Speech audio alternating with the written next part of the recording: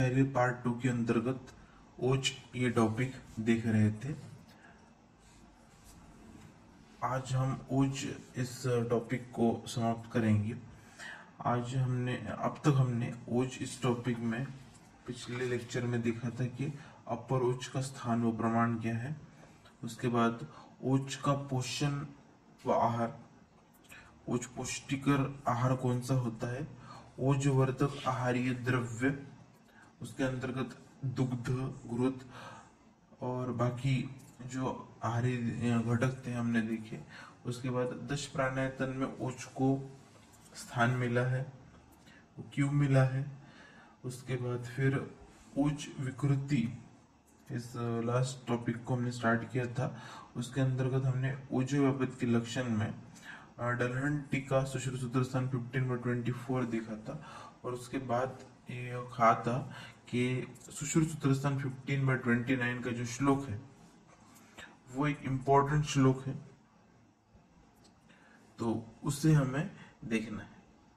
तो ये जो श्लोक है सुश्रुत सूत्र स्थान 15.29, इस एक ही श्लोक के अंतर्गत ओजो की जो विकृति है, ओज का व्यापक, विस्तरंस और क्षय, इन तीनों पॉइंट्स को बताया गया है।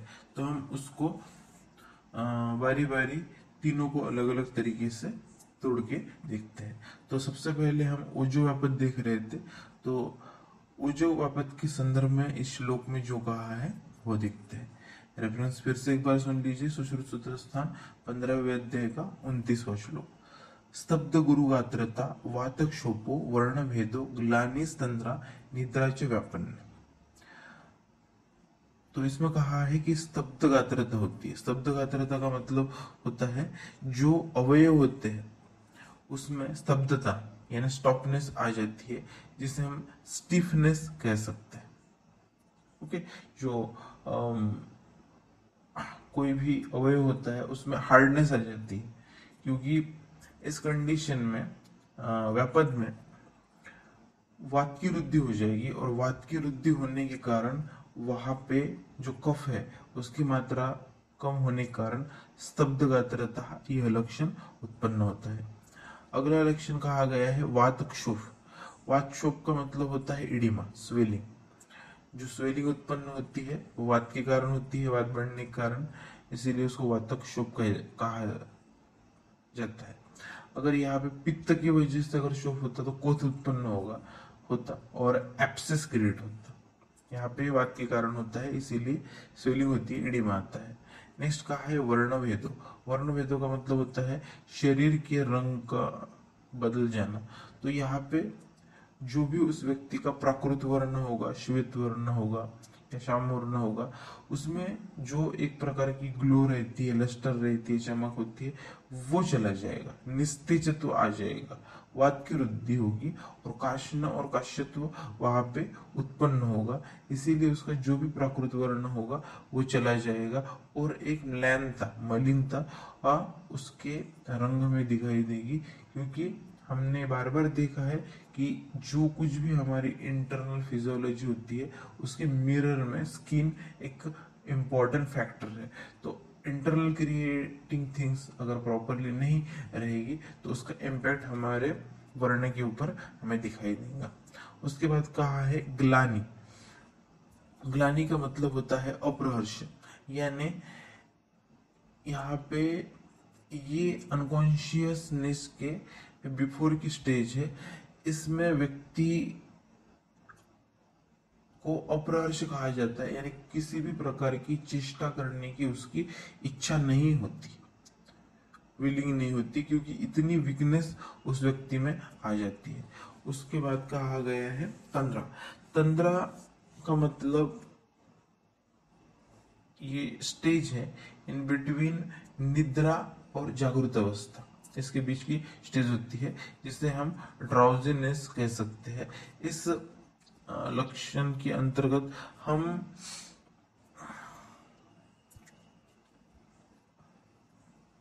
ज्ञानेंद्रियों के द्वारा जो भी ज्ञान ग्रहण करते हैं वो प्रॉपर तरीके से ग्रहण नहीं कर पाते, यानी ठीक तरीके से दिखाई नहीं देगा, सुनना प्रॉपर नहीं होगा, टेस्ट प्रॉपर आएगी, टच सेंसेशन प्रॉपर नहीं होगा, स्मेल नहीं आएगी ठीक से। तो ये जितने भी ज्ञानेंद्रियों के कार्य होते हैं वो यहाँ पे ठीक तरीके से नहीं हो पाते हैं। और आखिरी में कहा गया है निद्रा, निद्रा आ जाती है। ये ओज व्यापक के लक्षण बतलाए गए हैं। अब मैंने कहा था कि ये जो श्लोक है वो एग्जाम पॉइंट ऑफ व्यू, उसके बाद प्रैक्टिस पॉइंट ऑफ व्यू और entrance point of view important है। वो किस प्रकार से है वो देखते हैं। इसके सभी इन लक्षणों को हम डिटेल में देखते हैं। सबसे पहला आया था गुरुगात्रता, शरीर भारी होना, जानु, गुल्फ, स्कंद, ये सर्व संधि व अवयव में मार्दवता कम होकर इस अवयव में जकड़न या कड़ापन आकर शरीर अवयव की हलचल से दर्द होता है। तो इनमें क्या होता है, शरीर भारी होना, यानी यहाँ पे ये भारी इस प्रकार का है कि मूवमेंट जो होती है वो फ्लुएंटली नहीं होती है और किसी भी मूवमेंट को करने के लिए ज्यादा कष्ट लगता है, इसीलिए कहा है शरीर का भारी होना। तो जो मेन जॉइंट्स है बॉडी के, जैसे जानू यानी नी जॉइंट, गुल्फ यानी एंकल जॉइंट, स्कंध यानी शोल्डर जॉइंट इत्यादि जितने भी शरीर के अंतर्गत के मुख्य मुख्य जॉइंट्स है, जैसे हिप जॉइंट है, ये सभी सर्वसंधि अवयव की मार्दवता कम हो जाती है। ये संधियां जो होती है इनके बीच में, दो बोन के बीच में श्लेष्मक कफ होता है, उसके बीच में एक प्रकार की ये पिछलत्व रहता है, उसकी वजह से उनकी जो मूवमेंट होती है वो फ्लुएंटली होती है, उसमें मार्दवता होती है इस कारण। लेकिन इस अवयव की मार्दवता कम हो जाएगी और ये कम होने के कारण जकड़ाहट या कड़ापन आ जाएगा और उसकी वजह से स्टिफनेस आकर इन अवयव की जब भी हम हलचल करेंगे तो दर्द होगी। ऑस्ट्रियो अर्थराइटिस जो ओल्ड एज में होता है उसमें यही चीज पाई जाती है, श्लेष्मक कफ कम होता है और वहां पे हार्डनेस आ जाती है, इसीलिए उस बोन की जो मूवमेंट होती है वो रेस्ट्रिक्ट हो जाती है, ये की जाती है, तो दर्द की उत्पत्ति होती है। सेकंड लक्षण हमने देखा था कि वातक्षोभ, इसमें कहा गया है कि शरीर के ऊपर विशेषकर पांव के वातज प्रकार का क्षोभ, सूजन, एडिमा होता है। शोथ आए हुए अवयव उंगली से दबाने पर उस जगह गड्ढा पड़ता है और गड्ढा भरता नहीं, इसे पिटिंग एडिमा कहते हैं। तो जो वातक्षोभ लक्षण उत्पन्न होता है, जो सूजन आती है, वो हमें मुख्यतः पांव पे दिखाई देती है, क्योंकि वात का जो स्थान होता है नाभि के नीचे कहा गया है, इसीलिए वातक क्षेत्र में हमें ये क्षोभ पाया जाता है। और ग्रेविटेशन फोर्स के अनुसार भी जो आमज द्रव्य होते, विकृत द्रव्य होते, वो जमा होने के कारण वहां पे इस प्रकार का क्षोभ उत्पन्न हो जाता है। और अगर हम उस जगह पे अगर प्रेस करते हैं तो गड्ढा हो जाता है उंगली से दबाने पे और वो भरता नहीं, जिसे हम पिटिंग एडिमा ये लक्षण कहते हैं, वो यहाँ पे दिखाई देता है।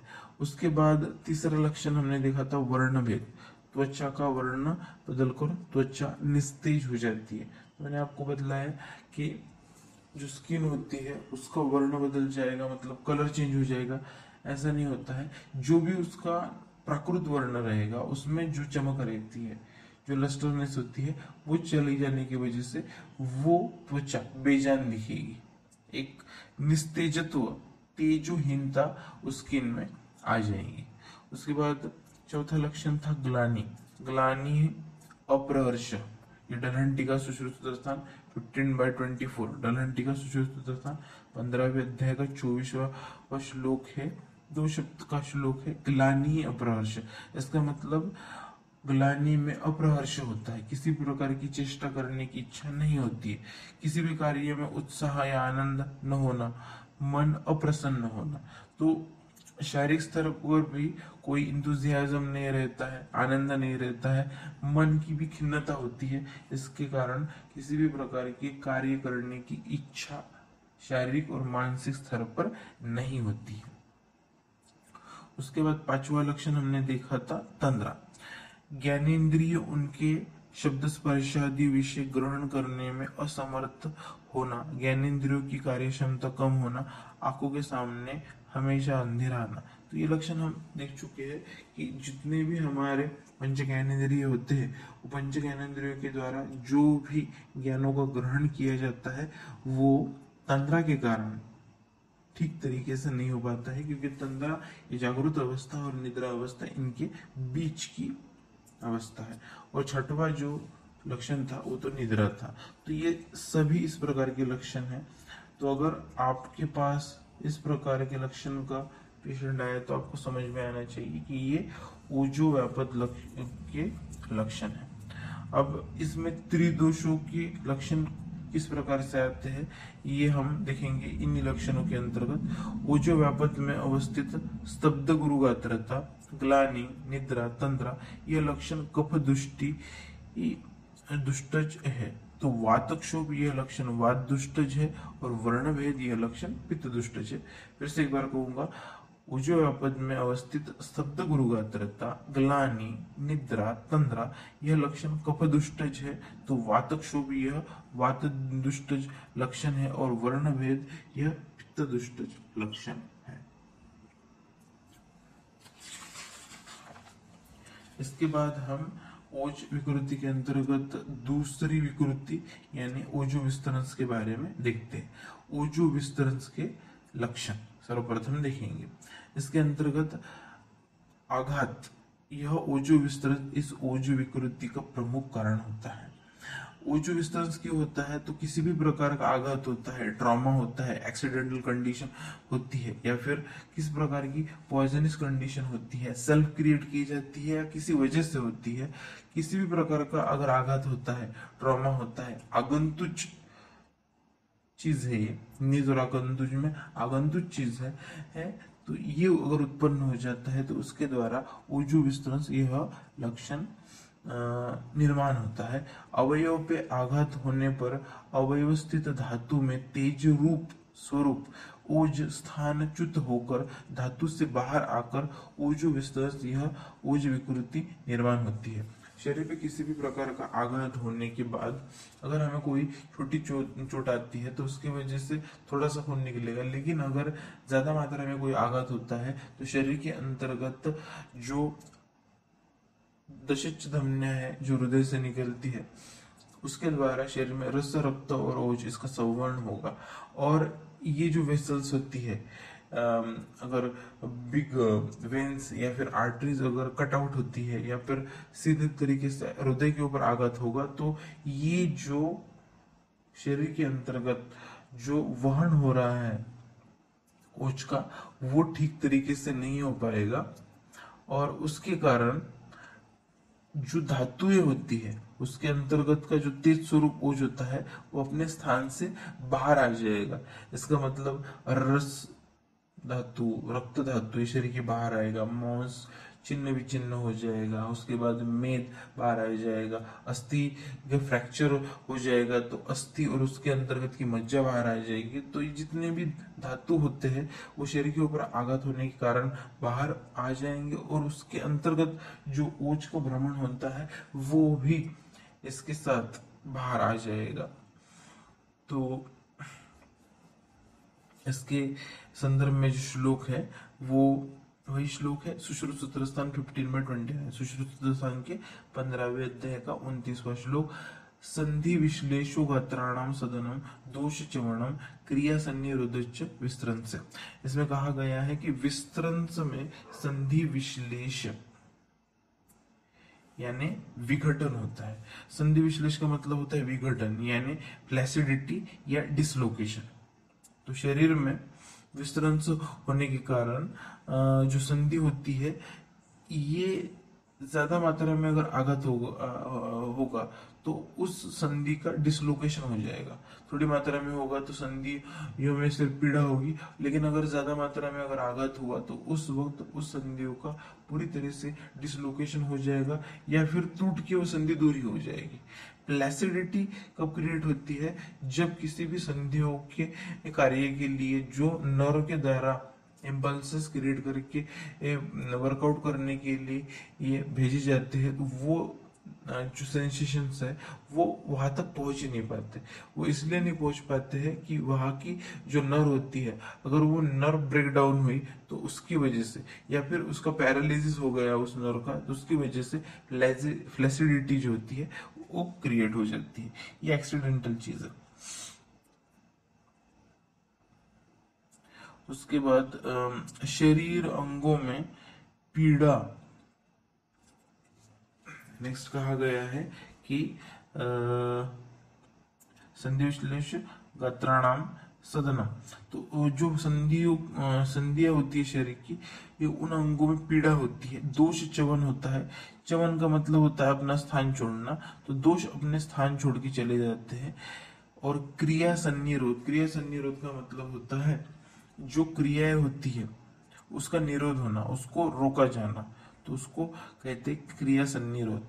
तो संधि विश्लेष जो होता है उसका मतलब संधियों में ताकत कम होकर संधियां कार्य करने में असमर्थ होना। तो जो भी संधि होती है वो उसकी ताकत कम होगी और संधि अपना कार्य नहीं कर पाएगी। अब अगर उसके ऊपर आघात हुआ है, अगर उसका डिसलोकेशन हुआ है, उसका विघटन हुआ है, उसमें फ्लैसिडिटी होती है, तो उसकी ताकत ऑब्वियसली कमी हो जाएगी और वो अपना कार्य करने में असमर्थ रहेगी, जिसे हम कहते हैं संधि विश्लेषण। नेक्स्ट कहा गया है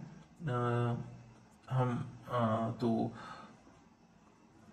गात्राणाम सदनम का मतलब होता है उन अवयव में पीड़ा होना। तीसरा है दोष च्यवन। दोष च्यवन का मतलब होता है दोषों का अपने स्थान छोड़कर या फिर मल के साथ दोषों का शरीर के बाहर आना, या फिर दोष की वजह से ओज का धातु से बाहर निकलना। तो इस प्रकार की कंडीशन तब क्रिएट हो जाती है जो दोष अपना स्थान छोड़ते हैं और बाहर आते हैं। इसका मतलब जो वात स्थान है उस स्थान में से वात की ज्यादा मात्रा में प्रवृत्ति होगी मल के साथ, मूत्र के साथ। उसके बाद फिर कफ है, उसका जो अपर ट्रैक है उसमें ज्यादा खांसी के साथ कफ बाहर निकलेगा। ओके, पित्त जो है वो पित्त अपने मल मार्ग से बाहर निकलने की कोशिश करेगा। तो दोष का अपने स्थान छोड़ना या फिर मल के साथ दोषों का बाहर निकलना, ये कब होता है? अगर कोई पॉइजनस चीजों का इनटेक हुआ है और आपको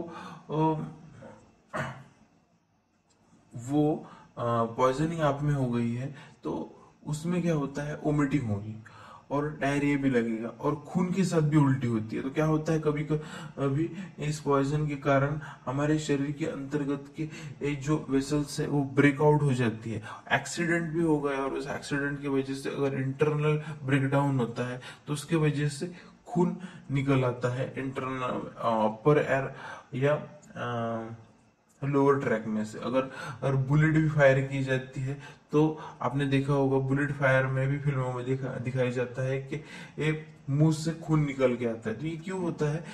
इंटरनल वेसल उसकी वजह से रप्चर हो जाती है आघात के कारण, और आघात के कारण जब इंटरनल वेसल रप्चर हो जाती है तो जो स्त्रोतस है, बाह्य स्त्रोतस है, उसमें से धातु बाहर निकलते हैं। तो सभी शरीर में जो भ्रमित होने वाला होता है रस रक्त, वो जो साथ में होता है, तो जो दृश्य स्वरूप में हमें रक्त दिखाई देता है, क्योंकि वो जो और रस तो कलरलेस होता है, तो हमें वो बाहर निकलता हुआ दिखाई देता है। और जो बाकी के धातु है उसका डिसलोकेशन हो जाता है, जैसे मांस है, मेद है, अस्थि है, मज्जा, ये तो छिन्न विच्छिन्न हो जाएंगे, तो उस प्रकार से दिखाई नहीं देगा। लेकिन रक्त धातु हमें इस प्रकार से दिखाई देता है। तो और जो दोष होते हैं जो जिस भी स्थान में भी होते हैं, वो अपने अपने भागों से बाहर निकलने की कोशिश करेंगे मल के साथ, और इसके साथ ही ओज भी धातु के साथ बाहर निकलेगा। तो ये दोष च्यवन इसका अर्थ होता है। नेक्स्ट चौथा लक्षण देखा था क्रिया संनिरोध। तो ग्रंथ में इसके बारे में कहा है कि शारीरिक और मानसिक और वाचिक क्रिया का ठीक नहीं होता। जो शारीरिक, मानसिक और वाचिक क्रिया होती है, सभी प्रकार की चेष्टाएं होती है, वह ठीक से नहीं होगी। पचन, श्वसन आदि सर्व शारीरिक क्रियाओं में रुकावट निर्माण हो जाएगी। तो शरीर की जो भी क्रिया होती है, जो भी चेष्टा होती है, चाहे वो शारीरिक हो, मानसिक हो, वाचिक हो, इन सभी के ऊपर मन का नियंत्रण होता है और उच्च के द्वारा ये कार्य कार्यान्वित किया जाता है। ये कार्य ठीक तरह से क्रियान्वित नहीं होगा आघात के कारण, और उसके कारण ये सभी प्रकार की जो चेष्टाएं होती है उनका निरोध हो जाएगा, क्योंकि ओज उस स्थान पे योग्य मात्रा में पहुंच नहीं पा रहा है। तो ये इस प्रकार से आघात के कारण निर्माण होने वाले ओज विस्तरंस के लक्षण थे। अब इसके बाद हम ओज की जो तीसरी विकृति है ओज क्षय, उसके बारे में देखते हैं। तो ओज क्षय के कारण, ओज क्षय के कारण का श्लोक है चरक सूत्र स्थान 17 76 एंड 77। चरक सूत्र स्थान के 17वें अध्याय का 76 और 77वां श्लोक।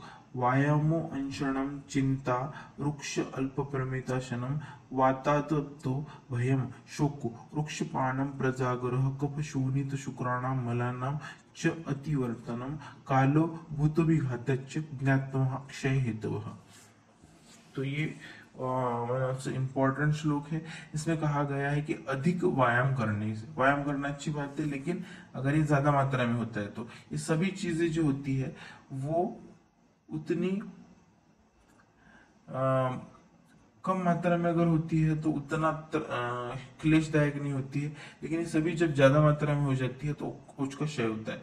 जैसे अधिक मात्रा में व्यायाम करना, अनशन का मतलब होता है आहार ग्रहण न करना या न मिलने के कारण भी ये शरीर में क्षय उत्पन्न हो जाता है। तो अधिक अनशन रहेगा, उससे भी ओज क्षय होगा। चिंता, चिंतनीय विषयों का या फिर अनचिंतनीय भी विषयों का ज्यादा मात्रा में चिंतन किया गया, अगर ज्यादा सोचा गया तो उसकी वजह से क्या हो जाए, अधिक मात्रा में, तो उसकी वजह से भी ओज का क्षय होता है। क्योंकि आपको पता है चिंता जो होता है वो मज्जा से संबंधित है, और मज्जा जो होती है कला, वहीं पे पित्तधरा कला भी साथ में होती है, तो वो सभी है, पाचन ठीक से नहीं होगा और उसकी वजह से, चिंता की वजह से ओज का क्षय हो जाएगा।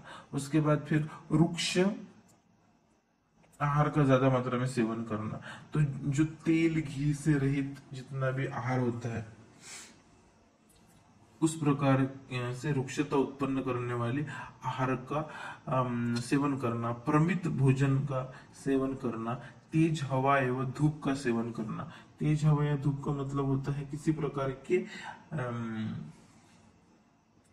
डिजास्टर का से संबंधित है ये, कि कहीं रेगिस्तान का के अंतर्गत बालू का तूफान आ जाता है, या फिर ज्यादा मात्रा में बवंडर आ जाता है, तो या फिर ज्यादा मात्रा में धूप होती है, इस प्रकार की जो आपदाएं होती है उसमें फंस जाना, उसका सेवन करना, उसके वजह से ओज का क्षय हो जाएगा। भय, ज्यादा मात्रा में भय रहेगा तो भी ओज का क्षय होता है। ज्यादा मात्रा में शोक रहेगा, शोक की ज्यादा मात्रा होने के कारण भी हमें ओज का क्षय होगा। रुक्षताकारक मद्य आदि का पीना, जो रुक्ष उत्पन्न करने वाले जो मद्य होते हैं, ज्यादा मात्रा रुक्षता उत्पन्न होते हैं, यानी नॉन फिल्ट्रेट होते हैं, पॉइजन युक्त होते हैं, इस प्रकार की ये जो अशुद्ध दारू होती है उसको कारण रुक्षता ज्यादा मात्रा में बढ़ जाती है। रात्रि का जागरण करने की वजह से वात तथा पित्त दोनों दोष बढ़ते हैं और कफ वहां पे कम होता है, और उसके वजह से शरीर में काश्य और काशनत्व आ जाता है और ओज का क्षय होता है। कफ, रक्त, शुक्र और मलों का अधिक मात्रा में निकलना, तो जो कफ होता है वो अपने स्थान से ज्यादा मात्रा में निकलेगा। रक्त जो होता है आघात कारण या किसी कारणवश शरीर से बाहर ज्यादा मात्रा में निकल गया, शुक्र की ज्यादा शरीर से बाहर निकल गया, मल किसी कारणवश अगर डिसेंट्री वगैरह हुए तो वो ज्यादा मात्रा में शरीर से निकल रहा है, किसी आदमी में डायरिया में या में वगैरह वोमिटिंग भी हो रही है और लूज मोशन भी हो रहा है, इस वक्त शरीर से मलों की ज्यादा मात्रा में निकलना हो जाएगा। और काल कौन सा, तो दो प्रकार के काल होते हैं। वयों के अनुसार देखा जाएगा वृद्धावस्था में, और अगर ऋतुमान के अनुसार देखा जाएगा तो जो आदान काल होता है और विसर्ग काल होता है, तो विसर्ग काल में तो धातुओं की वृद्धि होती है। आदान काल में आने वाली जो ऋतु है शिशिर वसंत ग्रीष्म, इस शिशिर वसंत ग्रीष्म ऋतुओं में क्या होगा, इन ऋतुओं में जो वात होता है वो बढ़ता है, और उस वक्त ज्यादा इस ऋतु के के अंतर्गत ये जो बाकी की चीज है, लक्षण आ गए तो उसके वजह से ओज का क्षय होता है। यहाँ पे जितने भी ये लक्षण बतलाए गए हैं, जैसे भय, शोक, उसके बाद फिर इस कारण में व्यक्ति आहार का सेवन नहीं करता है, और आहार का सेवन ना करने की वजह से वहां पे ओज का क्षय होता है। लास्ट का लक्षण कहा गया है कि भूत प्रेत आदि की बाधा, इन कारणों से मानव देह क्षीण हो जाता है। तो भूत प्रेत यहाँ पे इसका मतलब ये नहीं होता है कि जो भूत जो कहा जाता है घोस्ट वगैरह, वैसा नहीं है। उस समय पे माइक्रोस्कोप वगैरह इस प्रकार के कोई इंस्ट्रूमेंट नहीं थे, इसीलिए बैक्टीरिया, वायरस, पैरासाइट, फंगस, ये चीजें, फंगस तो दिख सकती थी, पैरासाइट दिख सकती थी, लेकिन वायरस, बैक्टीरिया, ये चीजें नेकेड आई से नहीं देखी जाती थी। लेकिन पैथोलॉजी समझ रही थी कि कोई ना कोई चीज है, उसके वजह से लक्षण उत्पन्न हो रहे हैं, लेकिन वो जो चीज होती है वो हमें दिखाई नहीं दे रही है, वो हमारे दृष्टि के आड़े है, और वो उसके द्वारा कार्य होता है। उस चीजों को उन्होंने भूतज कहा गया है। और उसके बाद प्रेतादि है, इसके बारे में जो इसके कारण कुछ वैद्य होती है, उन्माद, अपस्मार, इस प्रकार की जो वैद्य होती है, इस प्रकार में व्यक्ति का जो बिहेवियर होता है, व्यक्ति का बिहेवियर चेंज हो जाता है। उसमें ये जो वैद्य होती है मानसिक वैद्य होती है, और उसको उन्होंने प्रेतज वैद्य कहा गया है। उन्माद और अपस्मार इस वैद्यों का काफी अच्छे से डिस्क्रिप्शन हमें आयुर्वेदिक शास्त्र में मिलता है। तो वो उन चीजों को, जो चीजें हमें समझ में नहीं आती लेकिन किसी कारणवश हो रही है, तो उसको उन्होंने भूतज और प्रेतज कहा गया है।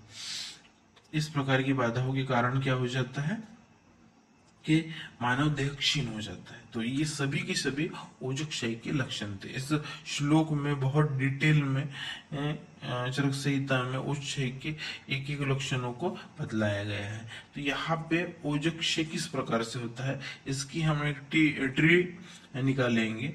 4 पॉइंट से मात्र। क्षय के सामान्य कारण जो हमने अभी देखे, एक क्षय के सामान्य कारण है।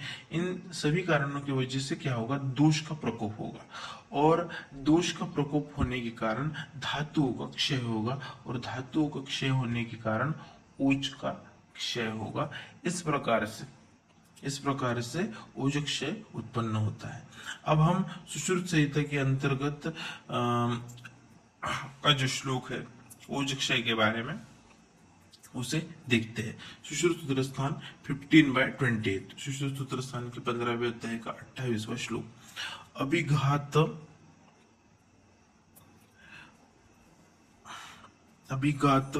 क्षय कोप क्षोक ध्यानाश्च क्षुधाः ओजः संक्षीयते ह्योभ्यो धातु ग्रहणानि स्मृतम तेजः समीरितम तस्मादि द्विसंसर्गति देहिन। इस श्लोक में कहा गया है कि चोट लगने से, यानी अभिघात, चोट लगने से, उसके बाद धातु के क्षय होने से, क्षय हुआ है धातुओं का, उसके बाद क्रोध से यानी कोप के कारण, तथा शोक से, शोक के कारण, उसके बाद ध्यान, चिंतन, किसी भी चिंतनीय विषय का ज्यादा चिंतन करने का, चिंतनीय भी है, ज्यादा ध्यान अगर किसी चीजों का चिंतन किया जाता है उसके कारण, और परिश्रम करने से, तथा भूख के कारण ओज का क्षय होता है। इन सभी कारणों की वजह से क्या होगा, ओज का क्षय होगा। इस तरह वायु से प्रेरित यानी समीरित चलायमान जो हवा है, वो जो तेज होता है वो होता है ओज। धातु ग्रहण स्थान अर्थात हृदय और धमनियों से निकलकर प्राणियों को अपने प्राकृतिक कार्यों से वंचित कर देता है। तो यहाँ पे शरीर के अंतर्गत जो ओज का भ्रमण होता है उसे कहा गया है वायु से प्रेरित तेज ओज। ये इसकी शरीर में भ्रमण होता है, हृदय के दशच धमनियों से शरीर में भ्रमण होता है, लेकिन ये धातु ग्रहण स्थान अर्थात हृदय और धमनियों से निकलकर प्राणियों को अपने प्राकृत कार्यों से वंचित कर देगा। यानी शरीर में उसका भ्रमण तो हो रहा है, लेकिन वो जो कार्य उसने करना चाहिए वो कार्य नहीं कर पाता है। वो इसलिए कर पाता है क्योंकि ओज की जो मात्रा होती है, ओज की मात्रा कम हो जाती है, ओज का क्षय हो जाता है। इसीलिए शरीर में जो थोड़ा बहुत ओज भ्रमण कर रहा है, उसकी वजह से जो कार्य ओज के कारण शरीर में अपेक्षित होता है, उतना कार्य शरीर में नहीं हो पाता है। उसके बाद ओज क्षय के लक्षण का नेक्स्ट श्लोक है चरक सूत्र स्थान 17/73। ओज क्षय के लक्षण, चरक सूत्र स्थान के 17वें अध्याय का 73वां श्लोक। बिभेति दुर्बलो अभिषन्नम ध्यायति व्यथित इंद्रिय दुष्छायो दुर्मणा रुक्ष क्षामक्षो ओजसः क्षय। इस श्लोक में कहा गया है कि मनुष्य भयभीत रहता है। ओके, ये अब तक उच्च क्षय के कारण थे, अब अक्षय होने के कारण क्या उत्पन्न होता है? मनुष्य भयभीत रहता है, अत्यंत दुर्बल हो जाता है, चिंतित रहता है, इंद्रियां निस्तेज हो जाती है, अकर्मण्य कर्म करने में असमर्थ रहता है, पीड़ित रहता है, वेदना होती है, निरुत्साही रहती है, उसकी कांति मलिन हो जाती है, मन दूषित या दुखी हो जाता है, चेहरा रूखा दिखता है और स्वर क्षीण हो जाता है। तो इस व्यक्ति में शरीर में सभी धातु के द्वारा ओज बनता है, उसकी मात्रा कम हो गई है, उसके कारण शरीर की जो वैदिक क्षमता जो होती है वो कम हो जाता है। इसके कारण मनुष्य भयभीत रहता है, यानी उसे किसी भी प्रकार की व्याधि जल्दी जकड़ लेती है। ओके, ये मानसिक लक्षण है जो ओज क्षय के कारण निर्माण होता है, और इसके कारण भी होता है कि शरीर में अलग अलग व्याधियों का अटैक इस वक्त हो सकता है। अत्यंत दुर्बल हो जाता है, तो ये चीजें दोनों स्तर पे, शारीरिक और मानसिक स्तर पे अत्यंत दुर्बल हो जाता है, चिंतित रहता है। अब चिंतन की विषयों के कारण भी चिंतित रहेगा, या शरीर का जो पोषण ठीक से नहीं हो रहा है उसके कारण जो लक्षण उत्पत्ति हो रही है उसकी वजह से भी ये चिंतन हो सकता है।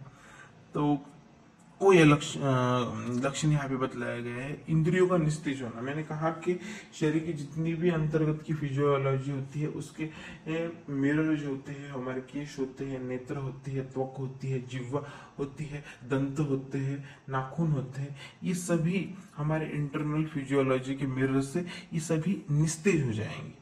ओके, इसके अंदर इसके में दिखाई देने वाला लस्टर, इसके अंदर दिखाने वाला ग्लो वो कमाइया हो जाएगा, और इंद्रिय जो होते हैं उनके द्वारा जो ज्ञान का ग्रहण होना चाहिए ज्ञानेंद्रियों के द्वारा वो भी नहीं हो पाएगा ठीक तरीके से। अकर्मण्य, किसी प्रकार के कर्म करना अपेक्षित नहीं होगा, या किसी प्रकार के कर्म करने का कोई सामर्थ्य नहीं रहेगा, या इच्छा नहीं रहेगी, इंतुजियाज्म नहीं रहेगा। व्यक्ति पीड़ित रहेगा, उसको संपूर्ण शरीर में शारीरिक और मानसिक स्तर पे पीड़ा होगी, और निरुत्साही रहता है, किसी प्रकार की ताकत नहीं है तो उसकी वजह से निरुत्साह आता है। जैसे बेड रिडन पेशेंट है, उसकी कांति मलिन हो जाती है, निस्तेजत्व उसमें आ जाता है, मन दूषित या दुखी हो जाता है। तो इस प्रकार के अगर लक्षण उत्पन्न हो गए तो उसकी वजह से खिन्नत्व आ जाता है, चेहरा रूखा दिखता है, वात वृद्धि हो जाती है, उसकी वजह से कृष्ण और काष्णत्व बढ़ता है, और स्वर भी क्षीण हो जाता है। ये भी वात बढ़ने के कारण ही निर्मित होने वाला लक्षण है। तो ओज क्षय के कारण शरीर में इस प्रकार के लक्षण निर्मित होते हैं जो चरक सूत्र स्थान में बतलाए गए हैं। अब हम इस टॉपिक का लास्ट श्लोक देखेंगे जो सुश्रुत सूत्र स्थान के अंतर्गत है 15/29। सुश्रुत सूत्र स्थान के 15वें अध्याय का 29वां श्लोक। मूर्छा माच क्षयो मोह प्रलापो मरण मृत्यु क्षय। श्रम में मूर्छा, मांस क्षय, मोह, प्रलाप आदि और मृत्यु हो जाता है। ओके, तो मूर्छा ज्ञानेंद्रियों का अपना ज्ञान ग्रहण न करने की अवस्था, जब ज्ञानेंद्रिय अपना ज्ञान नहीं ग्रहण कर पाते। ओके, गंध लेना, उसके बाद फिर त्वक से सेंसेशन लेना, उसके बाद फिर नेत्र से देखना, कान से सुनाई देना, ज्ञानेंद्रियों के द्वारा जो भी ज्ञान ग्रहण होता है वो ठीक तरीके से ग्रहण नहीं हो पाएगा। ओके, मूर्छा में, क्योंकि ये स्टेट बिफोर द अनकॉन्शियसनेस होती है। उसके बाद मांस क्षय, तो मांस का तो क्षय हो जाएगा, वो मांस क्षय से हम ये कह सकते हैं कि उत्तर उत्तर जो धातु होती है उसका क्षय होता जा रहा है। उसके बाद मोह, मोह का मतलब होता है मानसिक चंचलता की निर्मित होना। तो इसमें क्या हो जाता है, वात की वृद्धि हो जाती है, और वात की वृद्धि होने के कारण यह लक्षण उत्पन्न होता है। मानसिक स्थैर्यत्व नहीं रहता, जैसे कॉन्सेंट्रेशन नहीं रहता है, एक प्रकार का चंचलत्व निर्माण हो जाता है। प्रलाप, असंबद्ध प्रकार की ये वाचाल वृत्ति यहाँ पे निर्मित हो जाती है, जिसे प्रलाप कहते हैं। वो अरिलीवेंट बातें करेगा। मरण मिति क्षय, और इस लक्षणों के बाद मृत्यु भी आ सकती है, ऐसा कहा गया है। तो ऊज क्षय में स्थित प्रलाप, मोह, मूर्छा ये लक्षण मनोवह स्रोत की दृष्टि को दर्शाते हैं, और मां क्षय यह लक्षण से उत्तर उत्तर शुक्र धातु तक का क्षय स्पष्ट होता है। तो यहाँ पे एक प्रकार का डाइवर्जन के दिया है कि इस श्लोक के अंतर्गत जितने भी ये लक्षण बताए हैं उसके अंतर्गत के सभी लक्षण यानी प्रलाप, मोह, मूर्छा ये लक्षण मनोवह स्रोत की दृष्टि से दर्शाते हैं, और साथ में मांक्षय जो लक्षण होता है ये उत्तर उत्तर सब शुक्र धातु तक के धातु का क्षय होता है, ये स्पष्ट करता है। तो इस प्रकार से ये ओज का वर्णन था। अभी हम ओज इस टॉपिक में आए हुए इम्पोर्टेंट श्लोक होते हैं, अपने नोट्स बनाने के लिए ये उपयुक्त हो गए, तो हम देख लेते हैं एक बार। उच्च के अंतर्गत हमने सबसे पहले उसकी निरुक्ति में श्लोक देखे थे। अष्टांग हृदय सूत्रस्थान 19/29। तेजो यस्य वर्धे न धातु ओजस्तम परमुच्यते, या फिर चक्रपाणी टीका का श्लोक था चरक सूत्रस्थान 30/7। सर्वधातु सारम ओज अभिधीयते।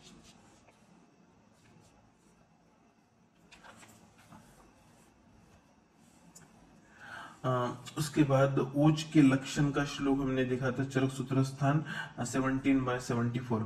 रुधि तिष्ठन्ति यदृच्च रक्तम पीशितम पीततम ओजम शरीरे संख्यतम तन्यशान्न विनश्यति। तो उसमें उसका स्वरूप भी आ गया।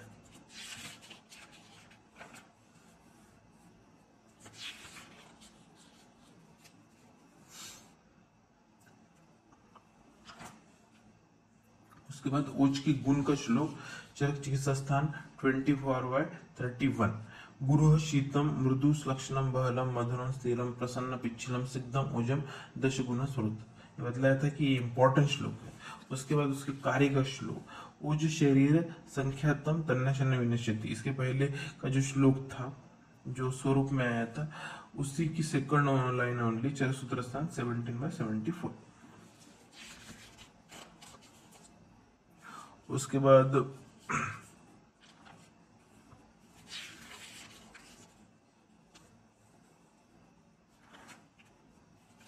उच्च व्यापक के दोषों की विकृति अंतर्गत आने वाले श्लोक जैसे सुश्रुतस्थान 15/29।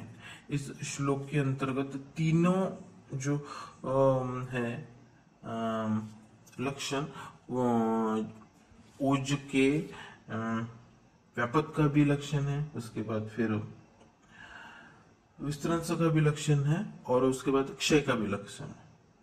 तस्य विस्तृंसो व्यापक क्षय इति लिंगो व्यापन्न भवति संधि विश्लेष गात्राणां सदानं दोष चवनम क्रिया सन्निरोधस्य विस्तृंसे शब्द गुरुगात्रता वातशोपो वर्ण भेदो ग्लानि स्तंद्रा निद्रा च व्यापन्ने मूर्छा माश्चय मोह प्रलापो मृन्मिति च। तो इस श्लोक के अंतर्गत सभी प्रकार के लक्षण आ जाते हैं।